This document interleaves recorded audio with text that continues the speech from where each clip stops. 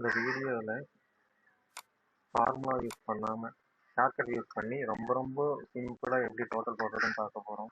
இதுக்கு இந்த இடத்துல தான் நம்ம டோட்டல் போடணும். எந்த வேல்யூக்கும் எந்த வேல்யூக்கு டோட்டல் பண்ணணுமோ அந்த வேல்யூ செலக்ட் பண்ணிவிட்டு அதுக்கப்புறம் டோட்டல் போட வேண்டிய இடத்தையும் செலக்ட் பண்ணிவிட்டு ஆல்ட்டு ப்ளஸ்ஸு.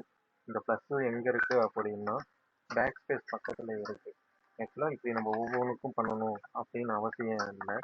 எந்தெந்த இதுக்கும் டோட்டல் போடணுமோ, டோட்டல் எங்கே வரணுமோ அந்த வேல்யூவோட டோட்டல் எங்கே வரணுமோ அந்த இடத்தையும் செலக்ட் பண்ணிவிட்டு டோட்டலாக செலக்ட் பண்ணிக்கணும்.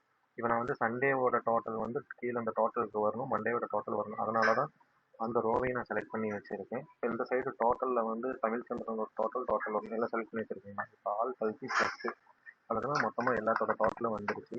இதோட இது ஷார்ட்கட் கீ ஆல்ட்டு ப்ளஸ்ஸு. இந்த ப்ளஸ்ஸு பேக் ஸ்பேஸ் பக்கத்தில் இருக்குது. இதை யூஸ் பண்ணிங்க அப்படின்னா ரொம்ப ரொம்ப கஷ்டமே படாமல் ரொம்ப ரொம்ப ஈஸியாக நம்ம டோட்டல் போட்டுடலாம். பாய் கை.